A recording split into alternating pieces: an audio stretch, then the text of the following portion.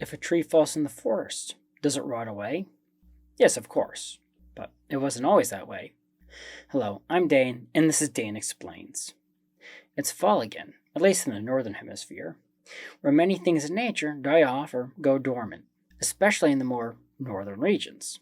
If you live in one of those regions, you'll know that the decaying plant matter has a particular smell that fills the air everywhere and sends a signal to our noses that fall is here. Well, many plants contain a substance known as lignin, which is like the plant version of bone, and it's what makes wood hard.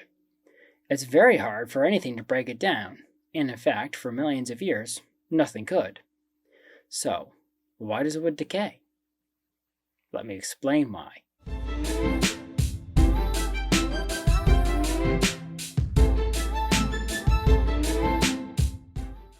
The last few weeks, I've been working on repairing my deck because it's so rotted it literally has holes in it and was becoming unsafe. As I've been peeling up the old rotted boards, I found the support structure underneath is pretty much untouched by rot, even when it's in direct contact with the ground. That, of course, is because the support structure of the deck is made of pressure-treated lumber, and the boards are cedar, which is naturally rot-resistant, but not nearly as rot-resistant as pressure-treated wood. Pressure-treated wood lasts so long because it goes through a process where they force chemicals into the wood that deter boring insects and prevent rot. Well, what if the insects, fungi, and bacteria that digest wood didn't exist? Would the wood last forever? Well, no, nothing lasts forever, but it could last long enough to get permanently buried. Eventually, the temperatures and pressures underground would convert the wood into coal. Around 360 million years ago, certain plants acquired the ability to make lignin. This allowed them to grow much taller than other plants due to the structural rigidity of it. Fungi and other organisms didn't develop the ability to digest lignin until about 300 million years ago. That means for a period of over 50 million years, all wood was like modern pressure-treated wood. Some trees were able to stay standing long enough to get completely buried while still upright, which is why we have examples like this upright fossilized tree. Most of them did eventually get knocked over by weather and landslides, after which point they were slowly buried and became part of the coal deposits we have today. Now, it's still possible for coal to form from modern plant matter if the material is buried in low oxygen environments, like peat bogs, which can prevent it from decaying. However, that requires special conditions. The 60 million year period that wood is basically impervious to rot is known as the Carboniferous period, because it was when most of the coal we dig up today was formed. This is why fossil fuels are a limited resource. The process that created them can't or is very unlikely to happen again. The irony is all the energy in the fossil fuels was energy collected from the sun by plants over 300 million years ago. And all that carbon was CO2 in our atmosphere. So maybe we should just be calling fossil fuels fossil solar instead? No? One result of all those trees taking up all that CO2 and not releasing it was a huge increase of oxygen in Earth's atmosphere. Bugs are size limited by oxygen concentration.